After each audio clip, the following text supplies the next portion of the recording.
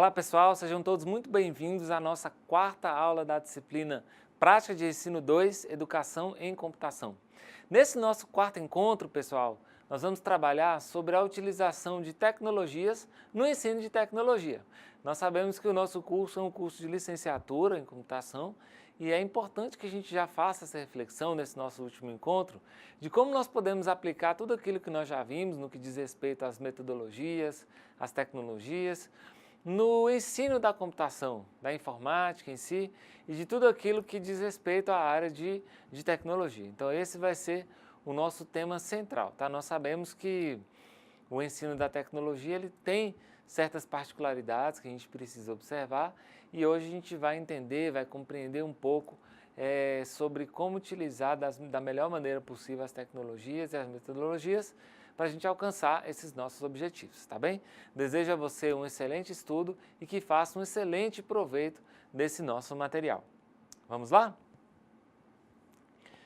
Então aí está, essa é a nossa quarta aula, cujo tema será Tecnologias no ensino das tecnologias. Bom pessoal, é importante primeiro a gente falar sobre motivação, né? Sempre trago essa palavra inicial aqui para que a gente se sinta motivado. Nós estamos na nossa quarta e última aula e a frase que eu trouxe para vocês hoje é essa: seja a melhor versão de você mesmo. Eu queria que vocês fizessem essa reflexão. Será que nós estamos sendo a melhor versão de nós mesmos hoje? Como ser a melhor versão de você mesmo? Fazendo tudo aquilo que você está fazendo da melhor maneira possível. De forma tal que você possa falar assim, olha, isso que eu fiz foi o melhor que eu pude, não tem como eu fazer diferente. Em todas as áreas da nossa vida, né? Seja na área profissional, pessoal, então a gente precisa buscar em tudo ser a nossa melhor versão. Fazendo isso a gente vai alcançar sempre a melhoria, tanto física, material, espiritual e em qualquer aspecto de qualidade de vida, sendo a nossa melhor versão, tá bem? Então vamos lá. O primeiro passo que a gente vai falar é educação em computação. Eu trouxe essa charge aqui para ilustrar um aspecto bem interessante, né? Uma aula de informática para a terceira idade. Então olha só que interessante. A professora, se vocês observarem aí, está dando aula de Excel, que é um gerenciador de planilhas eletrônicas, né? E a sua turma, né, de idosos, tem um até ali com o soro ligado ali, se vocês perceberem, né? Tem um falando, que legal essa coisa de Facebook, agora entendo por que meu neto não sai do computador. Já estou criando a minha página também, já tenho 300 amigos. Então, enquanto a professora está ensinando um conteúdo, eles já estão conectados em outros conteúdos. E olha que hoje não precisa nem do computador mais, do próprio celular, os alunos já estão conectados. E olha que é uma aula de informática, tá? Uma aula de informática para idosos e os próprios idosos já estão ali craques, né? Conectados ali às redes sociais e etc, e trocando informação e se comunicando e tudo mais, tá bem? Então, o que a gente pode tirar de lição dessa imagem aqui? Será que nós estamos trabalhando o conteúdo da maneira mais atraente possível? Não seria mais fácil a professora estimular os idosos a abrir o Excel no computador e acompanhar junto com ela a execução dos exemplos? Não sei. É isso que a gente vai discutir na nossa aula de hoje, tá? É importante nós lembrarmos, pessoal, que a aplicação da tecnologia por si só ela não vai garantir nada, tá? Então a discussão de temas e tópicos de interesse para a formação profissional é muito importante, né? Ou seja, casar a teoria com a formação profissional, trabalho em equipe com tarefas que exigem colaboração de todos, isso é importante no que diz respeito à aprendizagem coletiva, tá? Estudo de casos relacionados com áreas de formação profissional específica, de forma tal que o aluno ele possa ver a aplicação daquele conteúdo na prática, tá? Debates sobre temas da atualidade, Muitas vezes o discurso é feito todo em temas que já se passou, ou principalmente na área de tecnologia, na qual as coisas evoluem muito rápido, né? Então, debate sobre temas da atualidade, de tecnologias da atualidade, isso é muito importante, tá? E por fim ali, geração de ideias, né? Ou seja, um brainstorm para buscar ali a solução de um problema, tá? Ou seja, são técnicas que a gente utiliza para fazer com que a aula seja mais atraente e não apenas a aplicação da tecnologia, tá bom? Bom, é importante lembrarmos também que a produção de mapas conceituais, esclarecer e aprofundar conceitos e ideias, tá? É muito importante você contextualizar o aluno, ou seja, parar e falar, olha, por que é que nós estamos estudando isso? Porque a gente está precisando trabalhar isso, aquilo e aquilo outro para resolver aquele problema dentro desse cenário, né? Mapas conceituais, mapas mentais, isso é muito importante a gente utilizar. Modelagem e simulação de processos e sistemas típicos da área de informação, né? Principalmente na área de computação, nós precisamos usar muito esses recursos aí de simulação, porque existem conceitos muito abstratos, né? Criação de sites ou redes sociais visando a aprendizagem cooperativa, busca em fóruns, participação em fóruns, etc., né? Colaboração dentro da área de pesquisa científica e tecnológica, ou seja, através da elaboração de questões. Há uma troca de informações aí, não só do ponto de vista de conteúdo, mas também aplicando aquilo ali na área de pesquisa, né?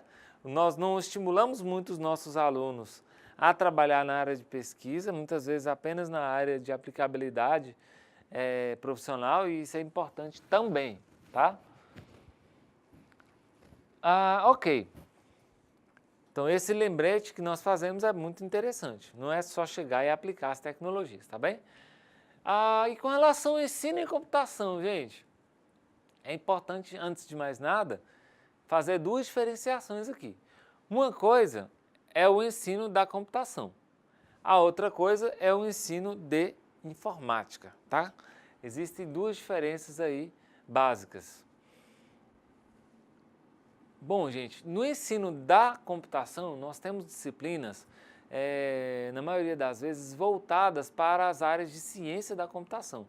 Então, nós temos algoritmos, modelagens matemáticas, lógica, álgebra, estruturas de dados, programação, uma série de outros aspectos ligados à área da ciência da computação. Tá? Esse é o ensino da computação. Já quando a gente fala do ensino na informática, aí já é um pouco diferente. Muitas vezes é um conteúdo mais superficial, mais específico e com a aplicabilidade técnica muito maior. Ou seja, o aluno vai fazer um curso, por exemplo, de Photoshop. Ele vai se aprofundar em Photoshop. Mas se a gente passar para ele um outro editor de texto, ele não vai compreender. Então é um assunto específico, uma formação específica para uma aplicabilidade específica, tá bem?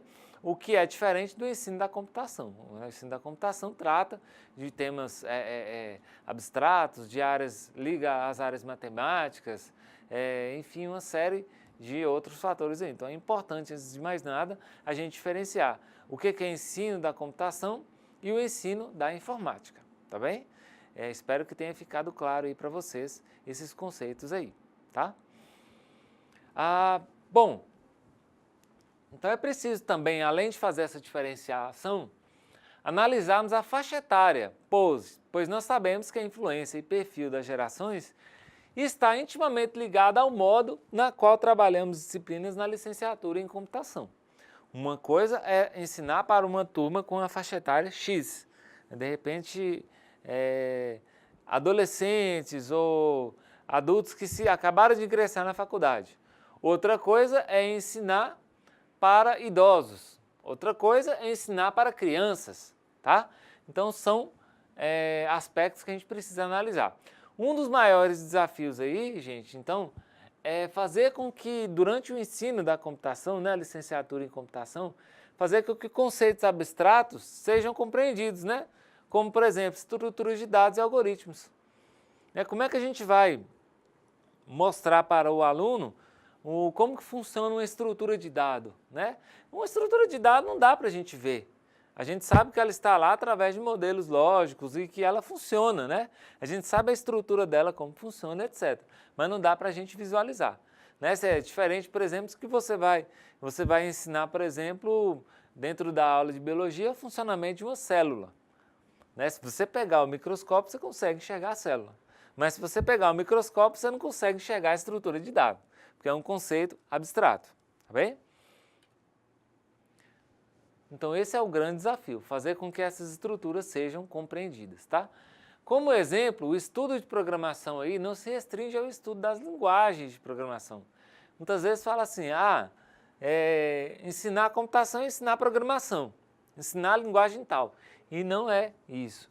O objetivo é transformar a especificação da solução de um problema em um programa de computador que realmente resolva aquele problema, através da linguagem de programação. Então, qual é o grande desafio?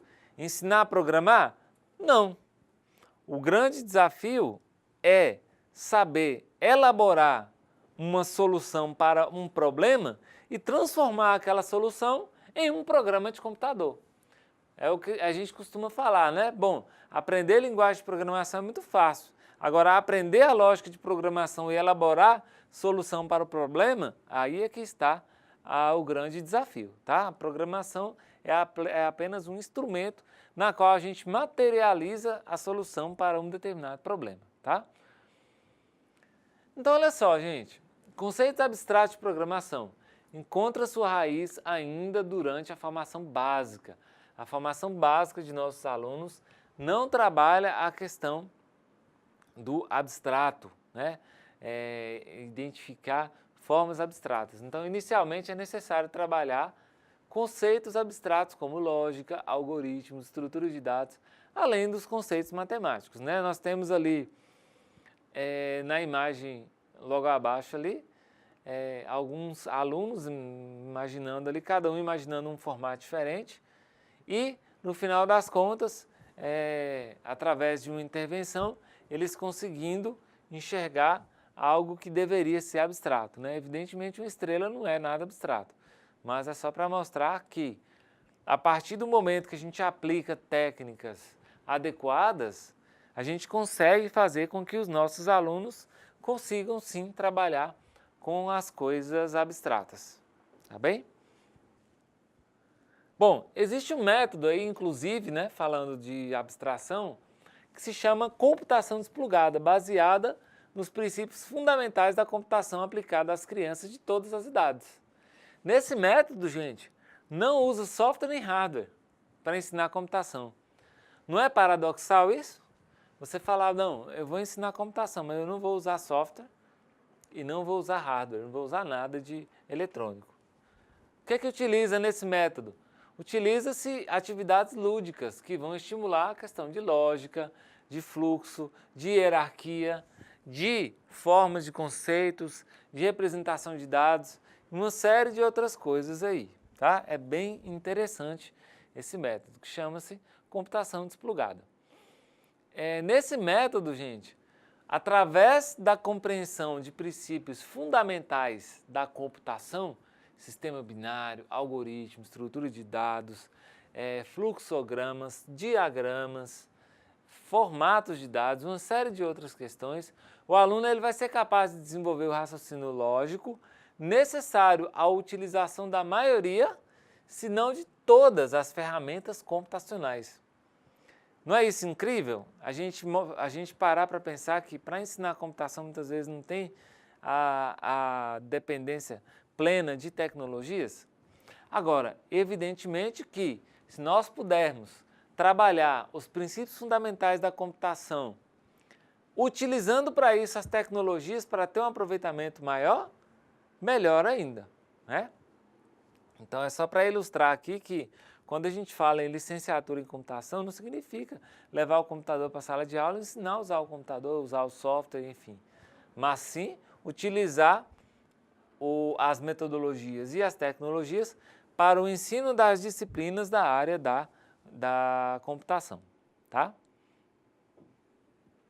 Bom, o que acontece? Nesse aspecto, nós ainda vivemos alguns problemas, tá?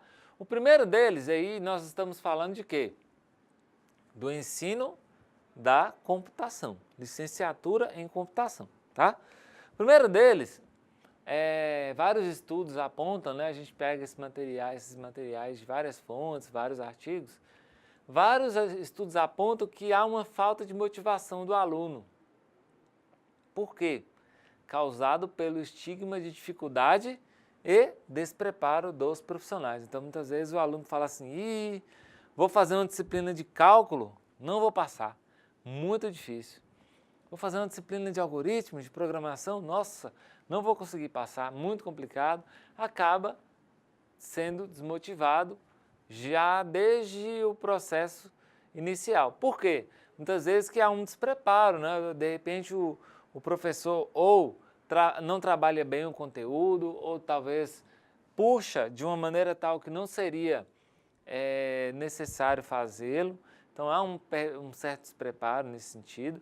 O processo tradicional de avaliação, é complicado você avaliar, por exemplo, um algoritmo. Como é que você vai avaliar um algoritmo?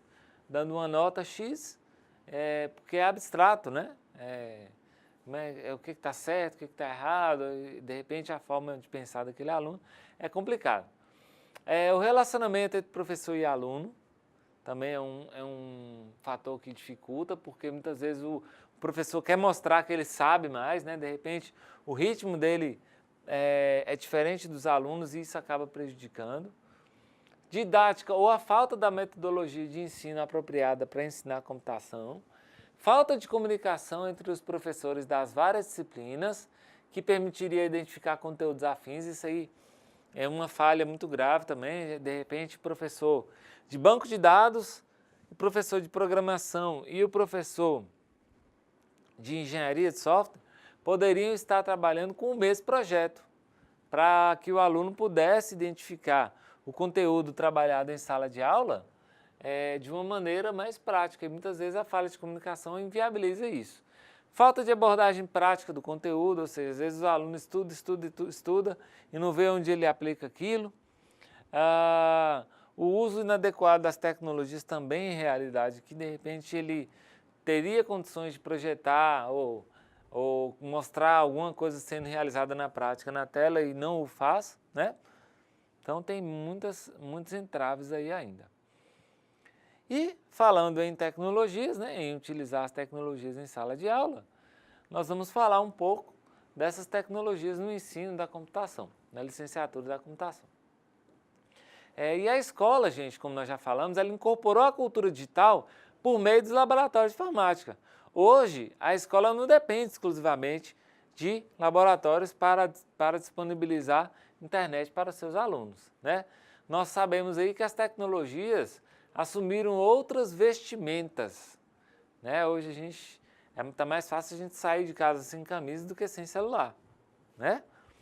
Então o que acontece? A tecnologia hoje ela permeia a vida das pessoas, notebook, celulares, tablets, diversos outros dispositivos que estão presentes em nossas vidas. Então grupos sociais com adequadas condições trazem seus equipamentos para dentro do espaço de sala de aula. Então hoje utilizar as tecnologias torna-se mais simples, porque de fato os alunos já estão mais preparados para isso. O desafio agora é a capacitação do docente, do professor, do profissional da educação, tá? E nós temos aqui que alguns pontos importantes da gente lembrar que, independente dos recursos tecnológicos, o ensino da computação precisa ter como foco os seguintes pontos, tá? Gravem isso aqui, pessoal, isso é muito importante. Por que a gente fala que o ensino da computação é diferente das outras áreas? Enquanto, por exemplo, você vai ensinar história, é uma coisa, você vai utilizar determinados recursos. Na computação é outro sistema, são outras metodologias, outros aspectos que a gente tem que trabalhar. Por quê? Na computação a gente trabalha muito com conceitos abstratos, como nós já falamos aqui, né? Simuladores de algoritmos, de estruturas, fluxogramas, interfaces. Então a gente pode amenizar isso através dessas ferramentas que a gente vai falar já já. A gente tem que trabalhar aí como foco, né? resolução de problemas que envolvam teoria e prática. Não é possível, pessoal, ensinar computação sem alinhar a teoria à prática. Evidentemente, conteúdos mais voltados para a área matemática, nós, na maioria das vezes, não podemos fazer isso. Mas no ensino da computação e das suas disciplinas base, né, programação, banco de dados, rede de computadores, engenharia de software, a gente precisa alinhar teoria e prática, tá? E falando em alinhar, a gente precisa também alinhar teoria, ciência, mercado de trabalho e realidade, tá? E precisamos, por fim, buscar metodologias ativas de ensino, a fim de obter aproveitamento máximo dentro e fora da sala de aula, como nós já falamos na nossa aula anterior aí, sobre metodologias ativas, tá bem? Bom, falando de tecnologias, nós vamos mostrar aqui agora algumas nas quais a gente pode aplicar no ensino da computação, tá? O que nós vamos falar aqui agora, pessoal, são exemplos de aplicações de tecnologias voltadas especificamente para o ensino da computação, tá bem? Então nós vamos ilustrar o conceito daquela tecnologia, a gente vai mostrar alguns exemplos de como utilizar aquela tecnologia e, por fim, mostrar uma situação prática na qual a gente vai aplicar no ensino da computação, tá bem? Então a gente vai falar dessas diversas categorias aí, sempre com um foco voltado na educação em computação, na licenciatura na área da computação, tá bem? Bom, primeiro deles, objetos de aprendizagem. O que é um objeto de aprendizagem? Objetos de aprendizagem são recursos que apoiam a prática pedagógica dentro e fora da sala de aula, como, por exemplo, jogos, animações, simuladores, videoaulas e vários outros. São objetos de aprendizagem, tá? Então, quando a gente vai lá na rede social e baixa o vídeo e leva o vídeo no pendrive para a sala de aula e passa para os alunos e monta uma discussão em cima daquilo ali, nós utilizamos um objeto de aprendizagem que foi o vídeo, tá? Existem portais especialistas em disponibilizar esses objetos, né? Aqui tem dois exemplos, a Escola Digital e o Portal do Professor do MEC, são alguns exemplos de plataformas que reúnem em seus repositórios objetos categorizados por série, disciplina e conteúdo, facilitando aqui a busca por parte dos educadores, tá? Eu trouxe aqui para vocês um exemplo, né, do portal. Então, se vocês observarem bem aqui, nós temos aqui recursos digitais para enriquecer as suas aulas. Digite aqui os termos ou temas que deseja encontrar. Então, lá em cima a gente tem divisão de professores, gestores, etc. E aqui o profissional de educação ele vai digitar o objeto que ele quer, sei lá, animação física molecular. Vai clicar em pesquisar e os resultados vão aparecer na tela de baixo, tá? Essa busca ele pode fazer também por etapas, por anos, por modalidade. Poderá fazer também por disciplina, né? Poderá fazer aí por conteúdo, por uma série de outros critérios aí, tá bem?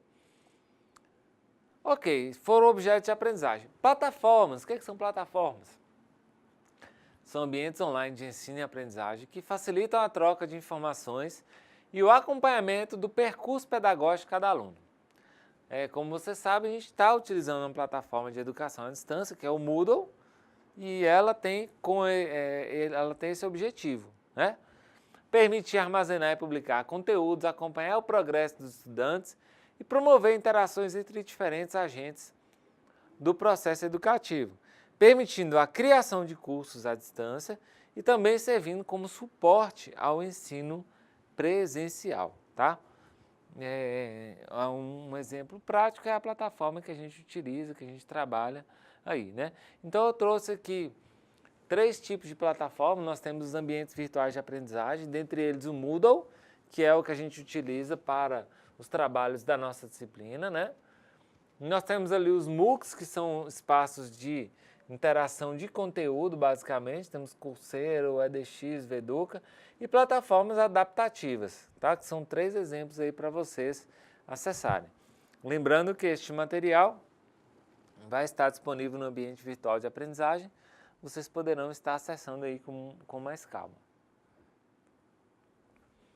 Bom, falamos de objetos de aprendizagem, falamos de plataformas e agora a gente vai falar de ferramentas de gestão. O que são essas ferramentas, gente? Elas auxiliam na organização dentro e fora da sala de aula, permitindo que gestores e professores automatizem procedimentos. A educação ela não é só o processo de ensino-aprendizagem em sala de aula. Ela tem todo um procedimento de gestão, né? Gestão escolar, financeiro, professores, administrativo, contábil, etc, etc, etc. Pesquisa, de ensino, de extensão e por aí vai, né? Nós temos também a gestão da própria sala de aula, né? Que diz respeito a planos de aula, tarefas, atividades, avaliações, frequência do professor, frequência do aluno, uma série de outros aspectos aí, tá? Nós trouxemos aqui alguns exemplos de ferramenta. Nós temos ferramenta de correção de prova, tá aí, né? O Imagine, plataforma SGP e o Pod. Gestão de sala de aula, temos o Google Classroom e o Nearpod. E gestão escolar, o ClassDojo, Pertu e o WPensar. São ferramentas aí ligadas à gestão escolar, gestão de sala de aula, que facilitam a vida do professor e do aluno quando ele vai trabalhar com os seus conteúdos, seus materiais. Então está aqui um exemplo do Google Classroom, ou seja, Google Aulas. Cada quadrado desse é uma disciplina, né? Dentro desse quadrado a gente tem todos os dados relacionados à disciplina, tópicos, tarefas, atividades, materiais. E desse lado aqui eu trouxe para vocês um print de um sistema acadêmico, né? Então, se vocês verem aí, nós temos aí aulas, avaliações, ocorrências, plano de ensino, diário de classe, faltas, notas, ocorrências, quadro de horários, etc. O sistema de gestão acadêmica utilizado pelos professores para trabalhar, organizar o trabalho de cada um deles, tá bem? Bom, nós temos também, gente, os ambientes virtuais imersivos. O que é o ambiente virtual imersivo? Eles aumentam o envolvimento dos alunos e interação com conteúdos de forma mais engajadora. Então é quando o próprio aluno passa a fazer parte da utilização daquele ambiente virtual. Por meio de imagens virtuais, os dispositivos de realidade aumentada mesclam o mundo real com o mundo virtual. Nós temos aqui vários exemplos que eu deixei para vocês, um laboratório virtual, o Virtual Pet, né? Tem a Capela Sistina, que é bem interessante, você consegue fazer um tour virtual dentro da capela, né? Um tour 3D, onde você escolhe qual câmara, qual quarto, qual salão você você queira visitar, bem interessante. E nós temos realidade aumentada e virtual, com o Domus e o Google Sky, etc., Google Maps, né? Podem trabalhar aí dentro desse sentido também, tá? São ferramentas que vão ganhar espaço cada vez maior dentro das salas de aula, sobretudo na ciência da computação, na qual a gente tem essa necessidade de demonstrar, de ilustrar, de elucidar conceitos abstratos, né? Que não são tão simplórios de se mostrar quando não se pode tocar, não se pode cheirar, não se pode ver essas estruturas, apenas no imaginário mesmo.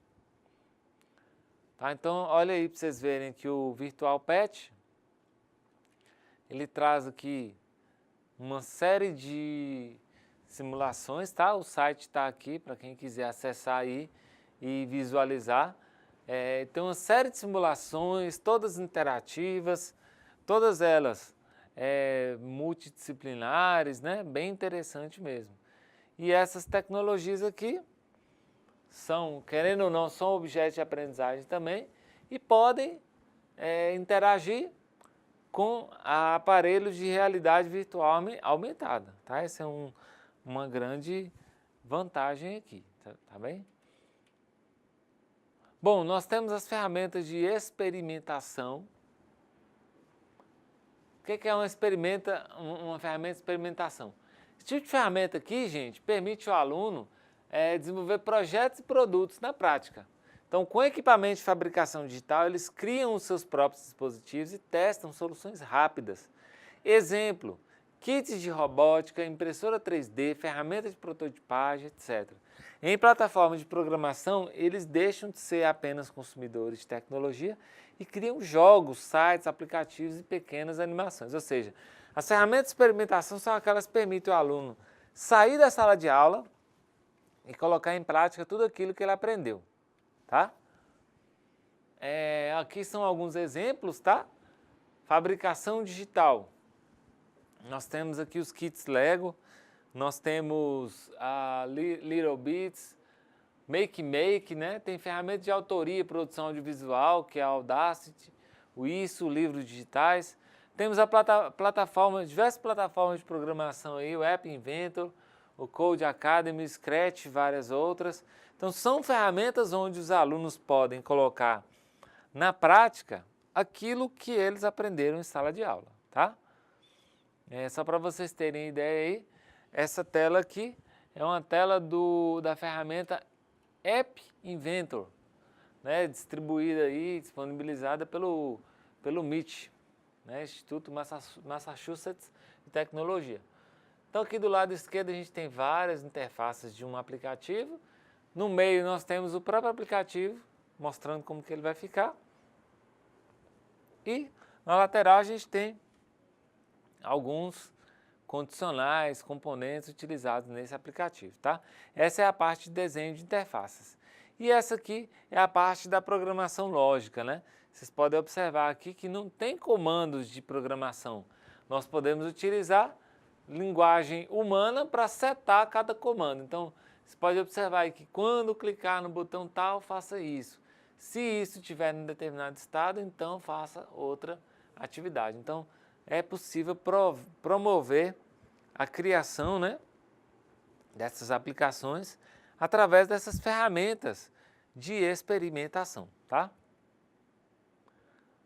Aqui um outro exemplo de uma ferramenta de experimentação, onde nós temos aqui à esquerda um compilador em C, né? Nós temos ali printf, hello world, e aí o aluno ele quer saber o que esse algoritmo dele vai fazer, né? E o próprio sistema aqui dá um output, sem ser um compilador em si, né? Nós estamos vendo aí que o input e o output dele aí saíram vários numerozinhos e tal, de repente ele estava testando aí alguma outra aplicação, tá? Então, ferramenta de experimentação, né, gente? Muito útil para o ensino das disciplinas da ciência da computação, tá? Sem essas ferramentas de experimentação aí, fica difícil o aluno compreender. Lembrando que, na prática, o que o aluno faz na prática, ele aprende muito mais. Não foi isso que a gente falou? Bom, essa tela aqui mostra, eu creio que a maioria de vocês devem conhecer, o jogo Pokémon GO, né? E ela mostra como funciona a realidade virtual aumentada, né? Ou seja, é quando ocorre a interação do meio ambiente com o dispositivo móvel da pessoa. Então a pessoa está apontando a câmera para uma paisagem, não tem nenhum Pokémon na paisagem, evidentemente, mas na tela do celular mostra que tem ali um Pokémon e que ela pode capturar esse Pokémon, tá? Então esse processo de realidade virtual aumentada aí, ele é muito utilizado nos processos de educação, tá bem? Então você coloca lá o celular num museu, ele mostra a figura do museu e mostra uma imagem de como que era ali na época, né? Por exemplo, no ensino de história, muito interessante. Bom, nós temos as ferramentas de comunicação, o objetivo maior é interagir entre diferentes agentes do processo educativo. Elas estimulam troca de informações entre professores e alunos Isso aí a gente não precisa nem falar, que hoje em dia todo mundo já utiliza, né? Viabiliza a formação de comunidades virtuais de aprendizagem e aproximam também os pais da escola, enviando recados, comunicados sobre lições, provas, trabalhos, viagens, etc. Tá? E isso é interessante porque as redes sociais, elas também podem ser uma ferramenta de comunicação e são, né? E elas podem ser amplamente utilizadas para esse fim. Muitos pais condenam as redes sociais, falam, não vai usar por causa disso, daquilo outro. Mas se sabermos aplicá-las de maneira inteligente, nós podemos sim tirar um ótimo proveito dessas comunidades de discussão online, tá? Exemplo de aplicativo para engajamento de familiares, tem o Pertur, tem o Remind, tem o ClassDojo também, né? E as diversas redes sociais nas quais a gente já está acostumado, WhatsApp, Facebook, Google+, Instagram, Twitter, YouTube, etc, etc, etc, etc, tá? São todas ferramentas de computação que podem muito bem ser aplicadas no processo de educação, tá? Bom, eu trouxe para vocês aqui um print, né? O primeiro deles é do aplicativo Pertur, né? O Pertur tem ali Unidade Infantil Central, haverá aula amanhã? Gilberto pergunta, né? O pessoal responde, a unidade estará aberta, né? A coordenação também tem comunicação. Do lado aqui já tem o acompanhamento da filha, né, Manuela. Vai ter uma excursão, depois brincando com tintas, arte com papel. São as atividades que as crianças estão fazendo em sala de aula e o feedback em tempo real dos professores e dos funcionários com os pais também, tá? Temos aqui um outro exemplo dentro do Pertur, que é um aplicativo, né? Um relatório de aluno, como que o aluno foi no primeiro bimestre, segundo bimestre, terceiro bimestre. Temos ali do outro lado um chat, né, com a professora Solange lá. Prezados pais, bem-vindo à sua escola, tal. Manuela é uma menina encantadora, né? Obrigado, professor, estamos adorando a plataforma, parabéns a vocês da escola. Então, quer dizer, através de ferramentas de comunicação, aumentando a interação entre familiares e escola. Algo muito importante para a qualidade do processo de ensino-aprendizagem. E uma outra ferramenta aqui, que todo mundo já conhece, creio eu, né?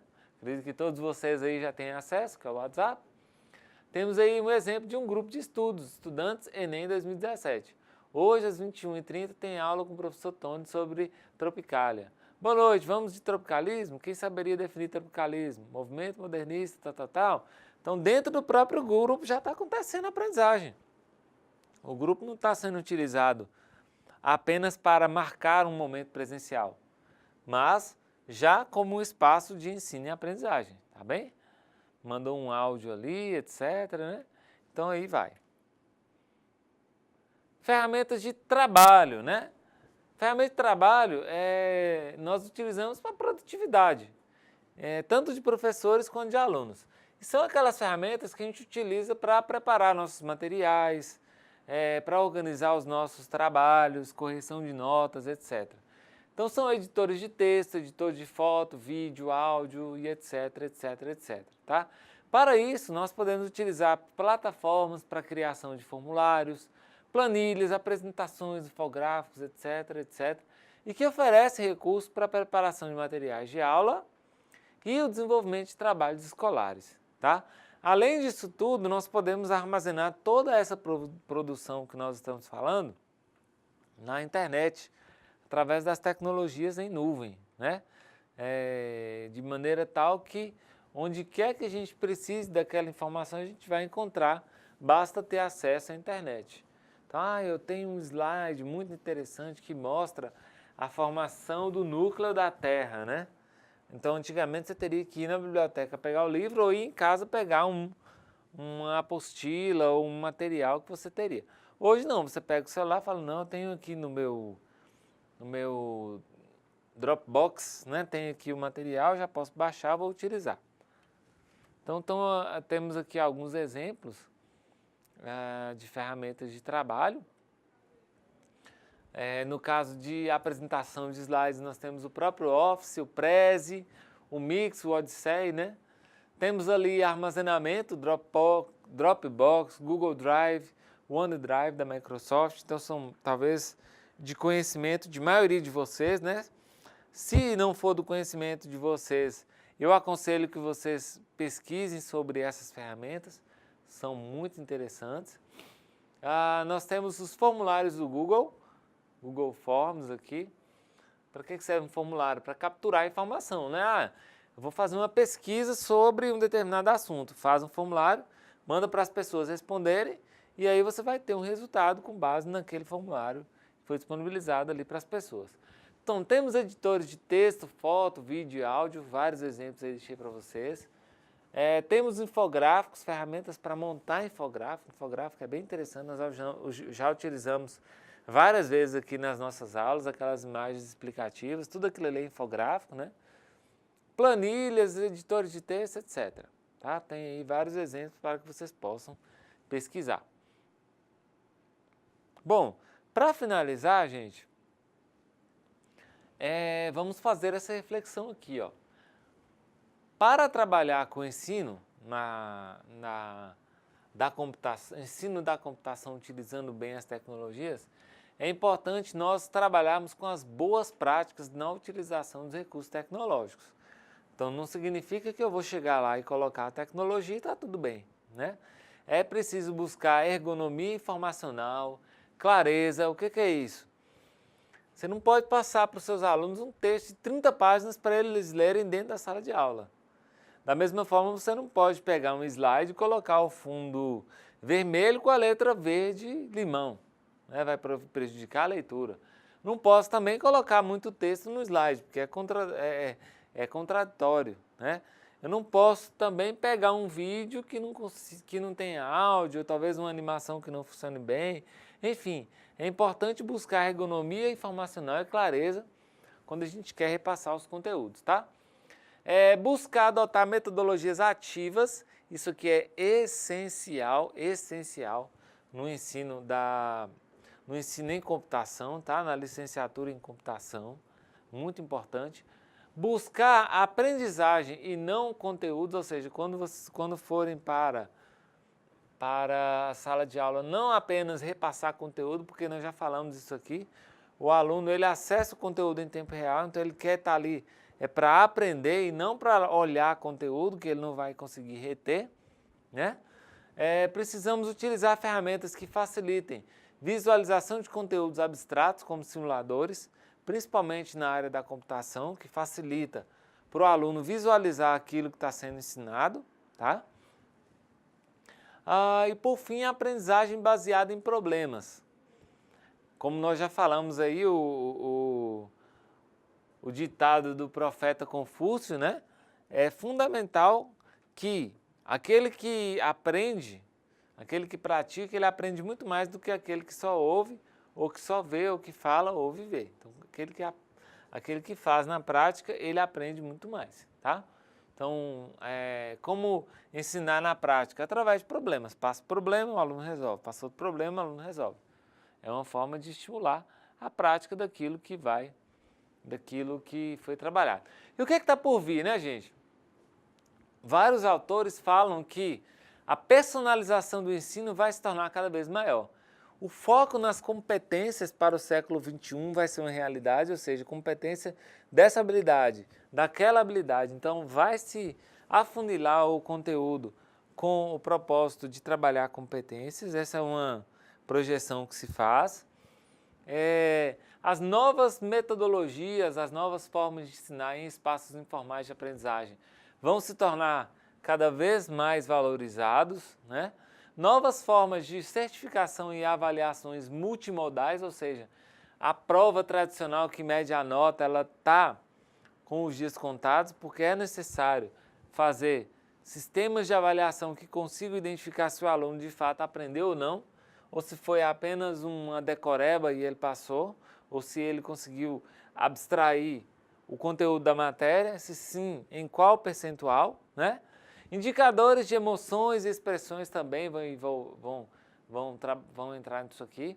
A questão do grande volume de dados, né, o Big Data, a gente já havia falado sobre isso aí, e é interessante a gente lembrar que a educação vai passar muito por esse caminho, né, de tratamento de dados para obter conhecimento. E por fim, realidade virtual, tecnologia vestível, makers, né, impressoras 3D, teste de funções corporais e vários outros tipos de interações com o propósito de quê?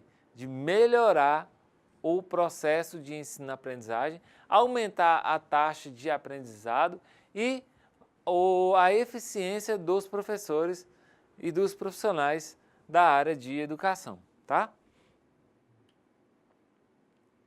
Então, olha só, eu trouxe para vocês aqui, será que a sala virtual do futuro, a sala do futuro vai ser essa aqui? Né, se vocês observarem bem aqui, nós temos aqui algumas crianças interagindo com um robô, né, a professora mostrando alguns conceitos para os alunos. Nós temos outros alunos ali participando da cena do lançamento de um foguete, uma cena simulada através de um ambiente tridimensional. Nós temos ali um grupo de alunos fazendo uma pesquisa de campo, também simulada tridimensional, eles não estão de fato na floresta, mas estão num ambiente virtualizado que os coloca dentro da floresta, tudo tridimensional, né? Tudo de maneira holográfica, digamos assim. Temos aqui um aluno estudando sozinho, estudando e aprendendo sozinho através de jogos, né? Como a gente pode perceber aqui. Então, quer dizer, será que vai ser essa a sala do futuro, né? Nós não poderíamos imaginar há 10, 15, 20 anos atrás que poderíamos ter internet e projetor multimídia na sala de aula. Então, e hoje essa é uma realidade. Então, não sei dizer a que ponto chegaremos aí, né? Bom, pessoal, e para a reflexão, eu deixo aí para vocês que vocês identifiquem aspectos positivos e negativos das metodologias que nós vimos e das tecnologias que nós trabalhamos aqui no ensino da computação, tá? Isso é importante a gente refletir, porque de fato nós não sabemos a que rumos vamos andar. Sabemos que nós vamos trabalhar com tecnologia sim, porque é um processo que nós já falamos que é indissociável, né? Não temos condições de separar uma coisa da outra. Mas dá para a gente ter noção, né? Nós não, a ideia de ter internet, um aparelho com internet para cada aluno dentro da sala de aula, com um equipamento que pudesse projetar aquilo que o professor está trabalhando numa parede branca, isso há uns anos atrás seria inconcebível, né? Há 20 anos atrás isso seria uma total loucura. E hoje, não, nós sabemos que isso é realidade. Então, quem sabe nos próximos 20, 30 anos nós não teremos robôs em sala de aula auxiliando o professor, nós não tenhamos simulações mais envolventes, né, mais engajadoras, nós não tenhamos aí novas metodologias de ensino que vão surgir ou que vão se consolidar. Então, é um futuro que a gente ainda não tem como prever, mas nós temos uma ideia daquilo que vai sendo delineado com o passar dos anos, tá? Então, nossa reflexão vai ser em cima disso. Identificar as práticas, essas práticas, metodologias e tecnologias no ensino da computação e tentar predizer, fazer uma análise daquilo que virá no futuro, tá bem? Eu espero que vocês tenham gostado, desejo aí a vocês um excelente aproveitamento no curso. Lembro também que não se esqueçam de fazer as atividades propostas no nosso ambiente virtual de aprendizagem. Nós falamos isso aqui, né, do ensino híbrido, e é importante que você participe, que você pegue o material que está lá disponível, que faça a leitura, que discuta com os seus pares, participe dos fóruns, porque é essa interação, é nessa troca de informações que a gente vai construir o conhecimento, tá bem? Vejo vocês numa próxima oportunidade, desejo muito sucesso e que nós possamos concluir esse curso com muito louvor. Um abraço e até mais.